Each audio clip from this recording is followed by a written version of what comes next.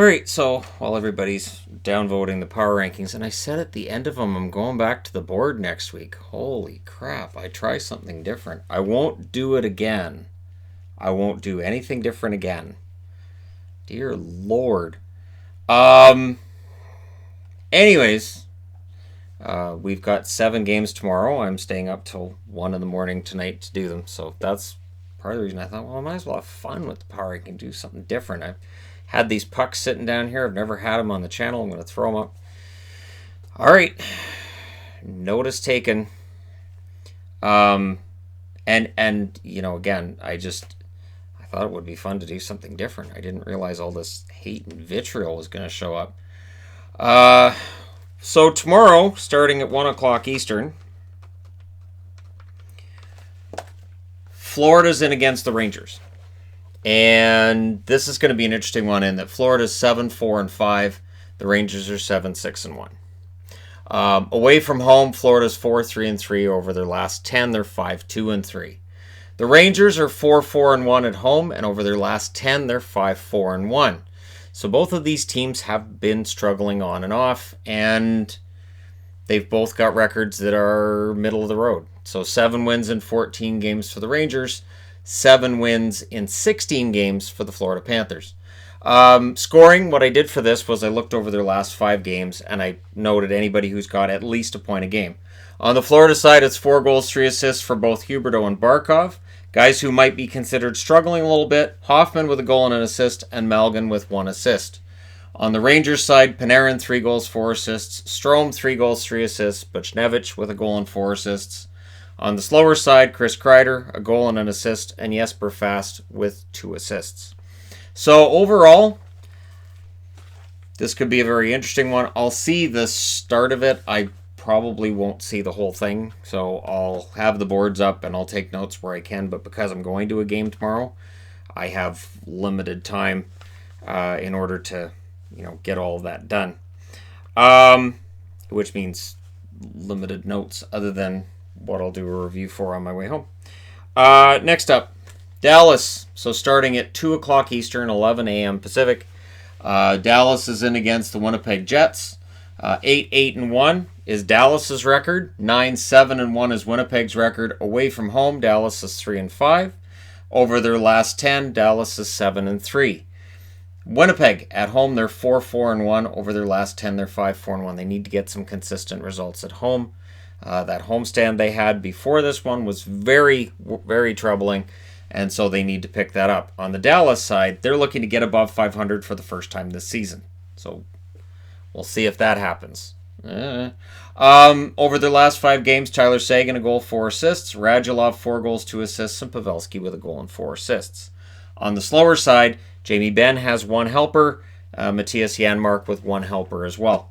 On the Winnipeg side, Connor's the only one with a point a game. He has 2 goals and 5 assists. Laine has 1 assist. Wheeler, 2 goals and an assist. And Scheifele with 2 goals and an assist. Scheifele is good for 82 points a season. Right now, he's still on pace for at least that, but we'll see if he can, put up some points against Dallas. For Dallas, their defense has been fantastic. Their goaltending has been fantastic as well. So, yeah. Moving along. New Jersey in against Vancouver. This starts at 1 o'clock Pacific, 4 o'clock Eastern. The New Jersey Devils, 4-7-4. They're looking to turn around what has been a miserable season for them so far. Vancouver 9-5-3, looking to take a slump and to avoid it becoming a lot worse. And so tomorrow's games can be very telling. They're winless in 3. Away from home, the Jersey Devils are 2-5. Over their last 10, they're 4-4-2. Vancouver at home is 4-0-2. Over their last 10, they're 5-2-3. So Vancouver has yet to lose in regulation at home. I'm wearing Vancouver. I'm hoping for Vancouver. I'm nervous, though. That being said, over their last 5 games, only Taylor Hall has a point a game. He has a goal and 4 assists for New Jersey. Zacha has 1 assist, Gusev with 1 goal, and Simmons with a goal and an assist. And if you ask any New Jersey fan, they will tell you Gusev needs more ice time. To which John Hines would say, well, I asked him, and he said no. On the Vancouver side, Besser with 3 assists, Pearson with 1 assist, Schaller, no points for him, and Pettersson 2 goals and an assist. for the Vancouver Canucks over their last 5 games. This is the way it kind of works. Horvat, I thought about putting on the board too with 3 helpers. Notice nobody in Vancouver has a point a game over their last 5. So there has been a problem with their offense. Besser with the 0 goals. He has to turn that around. It is attached to the fact Pettersson only has the 3 points as well.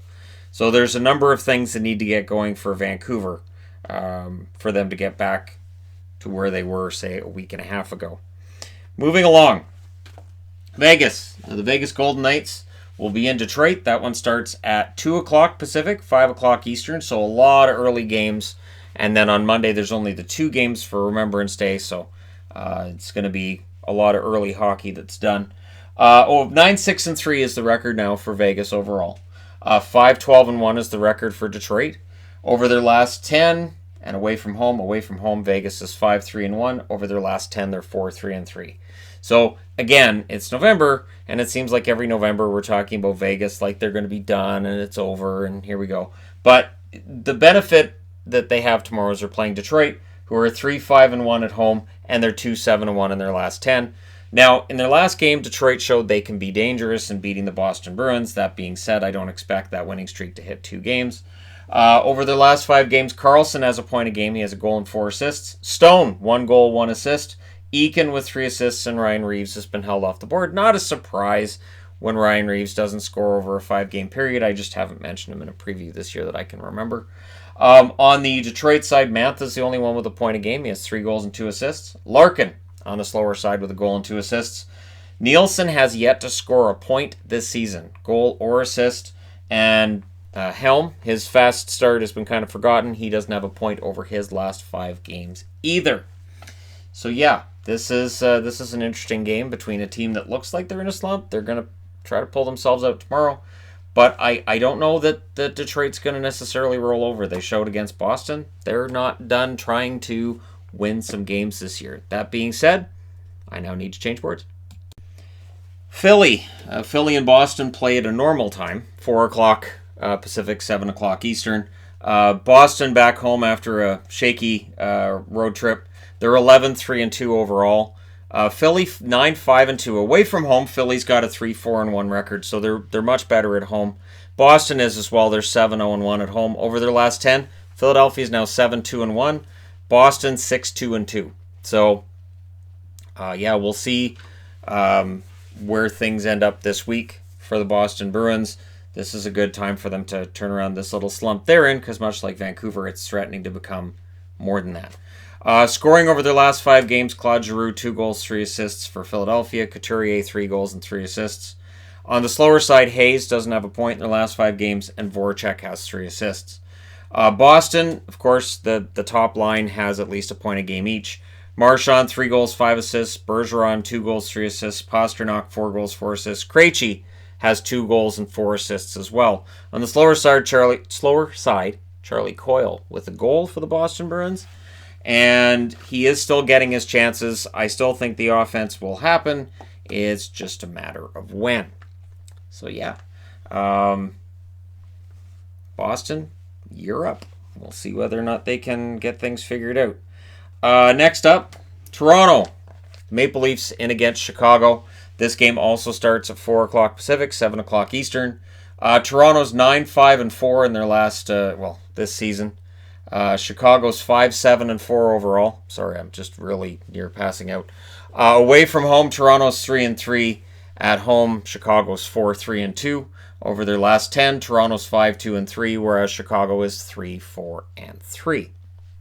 Now, over their last 5 games, Austin Matthews 4 goals, 4 assists. If Marner ends up missing any time, Matthews is going to be counted on that much more. The good news is he is playing as well in November as he did in October. Nylander, 2 goals and 3 assists overall. On the slower side, Kapanen, who is very up and down in general anyways, a goal and an assist. And Mikheyev, who, I praised for him getting into the Calder conversation. He only has 1 assist in the last 5 games, so faltering a little bit there. On the Chicago side, Patrick Kane, 3 goals, 5 assists, is rebounding from a slow start. On the slower side, I went with DeBrincat, 2 goals, 1 assist. Not really slow, but not really what was expected either. Strome with 3 helpers, and Nylander with 2 helpers. I know, he's still young as well. They're all young players, but it is noteworthy that Strome and Nylander both have gone 5+ games without a goal. So, the last game of the night tomorrow at 9 o'clock Eastern, 6 o'clock Pacific is the Edmonton Oilers in against the Anaheim Ducks. The Ducks 9-7-1, and they've experienced quite a drop in the standings from where they were with that 6-2 start. Yeah, they're 3-5-1 since then. They're 4-5-1 in their last 10, and at home they're 6-2-1. The Oilers, to get to that 11-5-2 record away from home, they're 5-3-1. Over their last 10, they're 4-4-2. So the Oilers, they've had some inconsistency, but because they got all those wins early, it's like I said, when they were winning those games early, if they can just go 500 from here, they've got a good chance of making the playoffs. They don't have to go that far above 500 to make the playoffs, and right now they're 6 games above, as they were a few weeks ago. Draisaitl's got 4 goals and 4 assists in their last 5 games. McDavid has 2 goals and 3 assists. Slow for him. And yet, he is point a game, so I'm not going to put him on the slow list. Cassian, 1 goal, 1 assist. He tantalizes you with potential top 6 scoring, but doesn't usually end up providing it overall. And Granlund with the 1 assist so far. I don't know how long Marcus Granlund... I don't know if Granlund finishes the season in Edmonton, to be honest. On the Anaheim side, Getzlaf, 3 goals and 2 assists in their last 5 games. Comtois, 2 assists on the slow side. Raquel with a goal and an assist. They could use some more from him. I had expected a rebound from Raquel right back to 30 goal form, and now I'm starting to wonder. And Richie with a goal and 2 assists. So, there you go. You guys are all set for tomorrow's action, and I'm all set to go lay down and get some sleep. I think I had like 5.5, 6 hours last night after being out late watching a movie, and now, yeah, pretty exhausted, and honestly kind of dejected that the power rankings were taken so poorly, because I just wanted to try something different for 1 week, just something a little bit different for 1 week, and then just, no, don't do anything different. So, okay, note taken, and that's the end of that. I'll find some other use for the pucks at some point. And I had actually mentioned on Patreon when I got them, I said I was going to use them for power rankings. The one thing is, I don't have any way of stacking them up without them all falling over. So that's why I couldn't just stack them all up. But anyways, thank you guys so much for all your support and for sticking around. And don't forget to hit like and subscribe if you're browsing your way through. You just happened upon this video. Thank you guys so much for watching and for all the support you guys give me. I will talk to you again soon.